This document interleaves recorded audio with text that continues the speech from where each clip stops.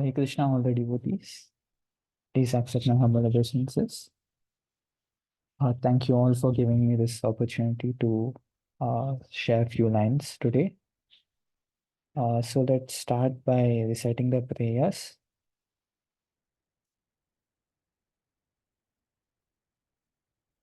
Narayanam namaskritya naram chaiva narottamam devim saraswatim yasam tato janyamodire nashtaprayeshu abhadreshu nityam bhagavata sevaya bhagavati uttamashloke bhaktir bhavati naishtiki.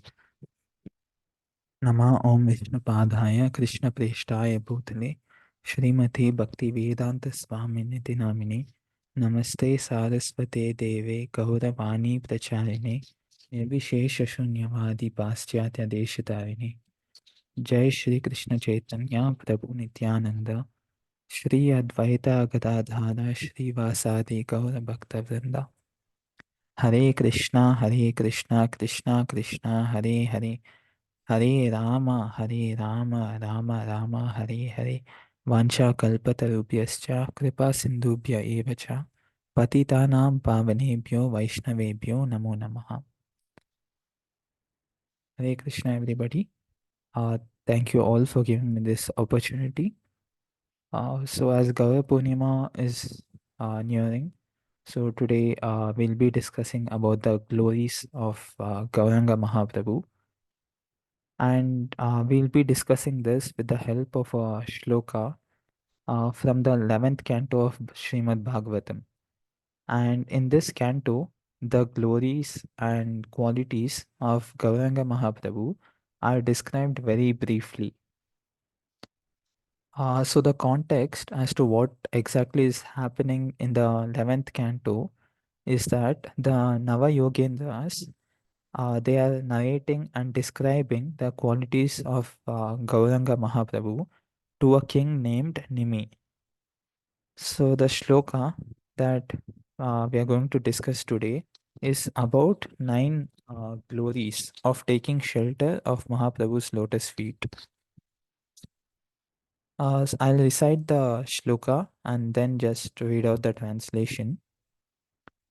Dhyayam sada paribhavagnam abhishtadoham तीर्थास्पदं शिवविरिञ्चिनुतं शरण्यं बृहत्यातिहं प्रणतपालभावाब्धिभूतं वन्दे महापुरुषा ते चरणारविन्दम्. Translation. My dear Lord, you are the Mahapurusha, the Supreme Personality of Godhead, and I worship your lotus feet, which are the only eternal object of meditation. Those feet destroy the embarrassing conditions of material life and freely award the greatest desire of the soul, the attainment of pure love of Godhead. My dear Lord, your lotus feet are the shelter of all holy places and of all saintly authorities in the line of devotional service and are honored by powerful demigods like Lord Shiva and Lord Brahma. My Lord, you are so kind that you willingly protect all those who simply bow down to you with respect, and thus you mercifully relieve all the distress of your servants. In conclusion, my Lord, your lotus feet are actually the suitable boat for crossing over the ocean of birth and death, and therefore even Lord Brahma and Lord Shiva seek shelter at your lotus feet. So the shloka actually describes 9 effects or 9 things that happen if we take shelter of Lord Gauranga's lotus feet. And I'll just read out each of them with its word-to-word meaning, and then we'll discuss each of these effects or the glories in detail. So first we have Dhyayam Sada, meaning eternal object of meditation. Second we have Paribhavagnam, meaning destroy the insults of material life. Third, we have Abhishta Doham, meaning award the greatest desire of the soul. Then we have Tirthas Padam, shelter of holy places and saintly people. Fifth, we have Shiva Virinchi Nutam, meaning honored by Shiva and Brahma. Sixth, Sharanyam, worthy of surrender, Then, seventh, we have Brihthyatiham, relieve the distress of devotees. 8. Pranatapala, protect those who simply bow down. 9. Bhavabdipotam, meaning boat to cross the material ocean. So these are the nine glories, nine effects that happen to us if we take the shelter of Lord Gauranga's lotus feet. So let's discuss each of these in detail. So the first point that we come across is Dhyayam Sada, meaning eternal object of meditation. And it is said that the greatest ecstasy of any devotee is in constantly remembering Krishna. And even Srila Prabhupada, he puts out two of the very famous points. One is always remember Krishna, and the second is never forget Krishna. And all the Vedic literatures expect us to do the same, which is to remember Krishna always. So the word from the shloka, the dhyayam word, refers to the point that we need to meditate on the lotus feet of Chaitanya Mahaprabhu. And it is also mentioned in the Shastras that the worthiest object of meditation is to meditate on the Supreme Lord. And this meditation, actually, a person has to perform it constantly. And one great quality about this is that there are no hard and fast rules that, say at a particular time or a particular place you need to do such and such devotional meditation. There are no such rules. So when we always meditate on the lotus feet of Lord Mahaprabhu, we achieve the spiritual perfection. And there are also some reasons why we need to meditate on the Lord's lotus feet, which are mentioned in the other cantos of Srimad Bhagavatam. So I'll just read out. In the fourth canto of Srimad Bhagavatam, Dhruva Maharaj says that happiness can be attained only in two ways. The first one is to meditate on the Lord's lotus feet, and the second is hearing about him in the association of his devotees. Then in the third canto, there is also a reference. Uh, I'll just read out the line. It says, the moon-like effulgence emanating from the toenails of the Lord's lotus feet destroys the thick gloom of darkness of ignorance in our hearts. So that's why we'll meditate on the Lord's lotus feet, as mentioned in the Srimad Bhagavatam and other scriptures. And also in Kali Yuga, the authorized process of meditation is to chant the holy names of the Lord, and especially the Hare Krishna Mahamantra, which Lord Gauranga himself had propagated throughout his pastimes. So the second point here is Paribhavagnam, meaning destroy the insults of material life. The word Paribhava means insults, and Gnam refers to that which destroys it. So, what is the insult that is being talked about here? Is that for a pure spirit soul to live in this material world and get exposed to this material miseries, it is a very insulting or a humiliating situation. Why? Because our real identity is to be Krishna Nityadas, or to be the servant of Lord Krishna. And keeping that aside, what are we doing is that we associate ourselves and we identify to be a man or a woman, Indian, American, or maybe a doctor, actor, and so on. So we are demeaning ourselves like this. And when we have a great identity and associate ourselves to a smaller one, that is actually a insulting situation. And one anecdote that is quoted here is about a multimillionaire. So just imagine such a person, he goes to the streets and he starts searching out stuff from the garbage. So this would be a very awkward situation for him to be in. And similarly, we are all multimillionaires by being the servants of Lord Krishna. And for such a pure soul who is associated with the Lord in his own abode, we are searching for material pleasures in this world, this is a humiliating experience. So the takeaway from this is that the three kleshas of this material world, that is the Adhyatmic, Adibhautik, and Adidaivik, they can be relieved by taking shelter of the lotus feet of Lord Gauranga Mahaprabhu. And from the purport, I'm just reading out this sentence. It says, one who takes shelter of his lotus feet loosens the hard knot that psychologically binds one to bodily identification and resultant attachment. Then one need not face any more insults in this world and be spiritually blissful. So these were the words from the purport of this verse. And let's move on next to discuss the third one, that is avoid the greatest desire or Abhishta Doham. Abhishta means desire and Doham means to give. So many of us actually we have different desires that we have, maybe one may want to gain some kind of recognition or some award, or maybe one wants more money, or one wants to have fame. So it could be anything, related to this name, fame, wealth, and other aspects. But all of them are okay for self-preservation. But the deepest desire of a spirit soul is having Krishna prema and to develop love for Krishna. And actually, we are all recipients of Lord Krishna's love. But we need to ask ourselves this question, that whether we are having love for Krishna. So the real abhishta or the real desire of every living being is to love Krishna. And just as the sugar, it is meant to be sweet, the soul, it is meant to love and serve Krishna.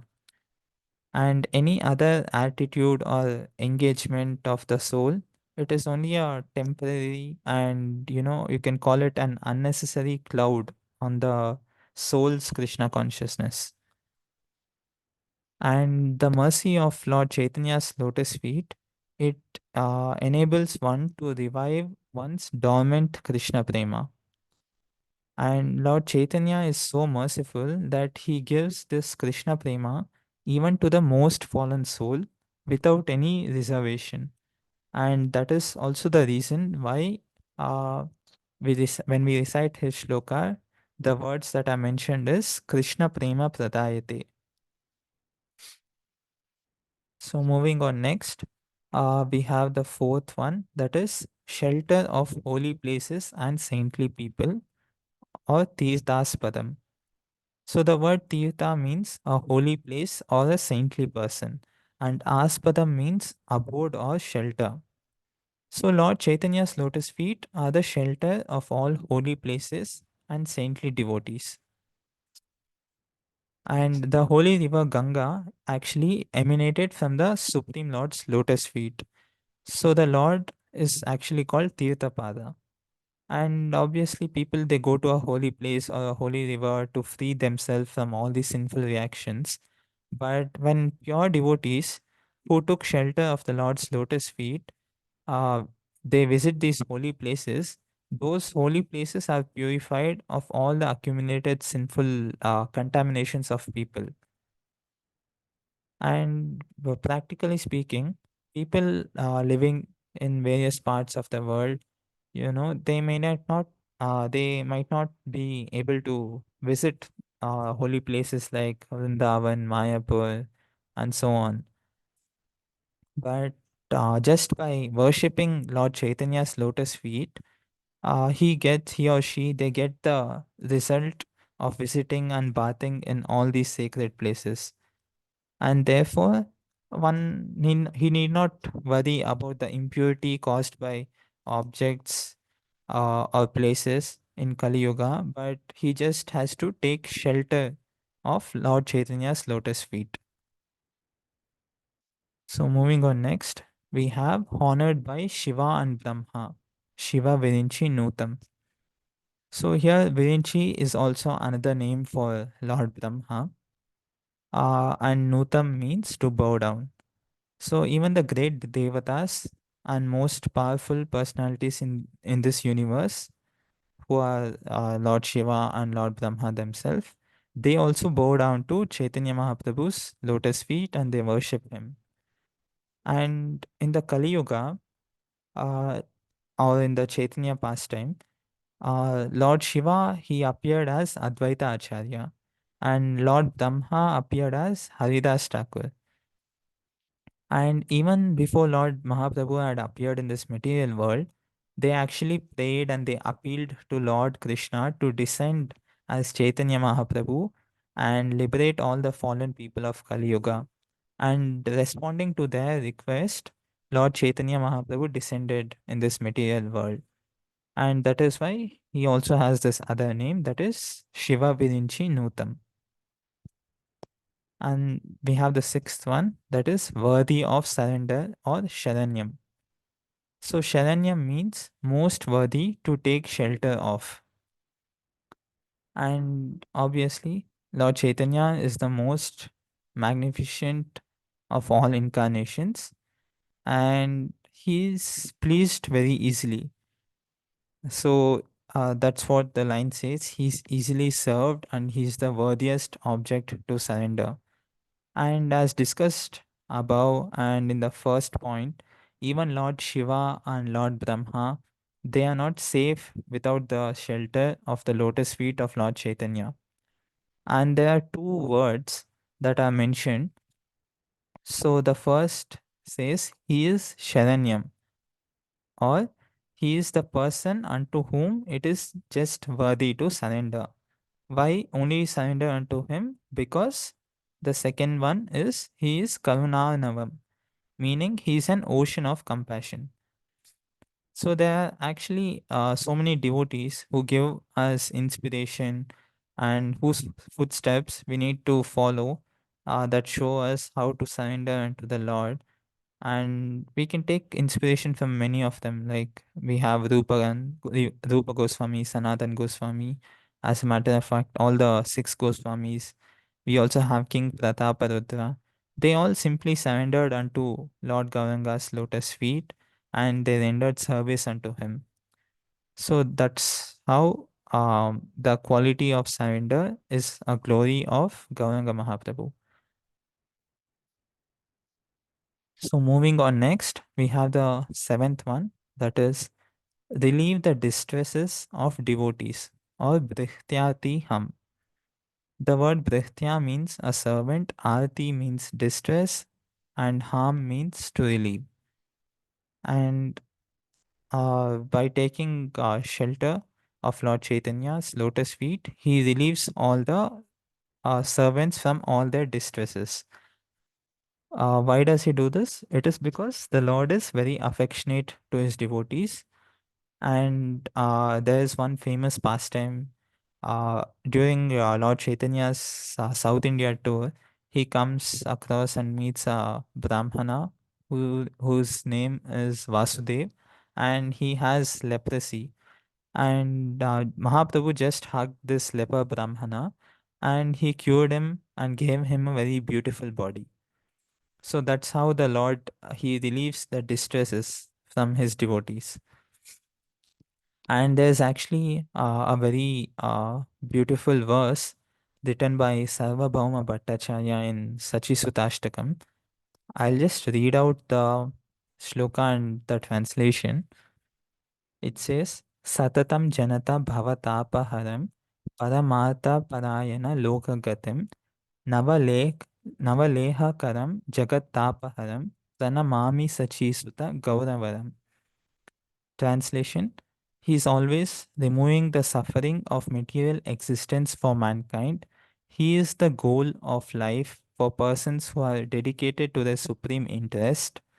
He inspires men to become like honeybees, eager for the honey of Krishna Prema. He removes the burning fever of the material world. I bow down to Gaura, the beautiful son of Mother Sachi.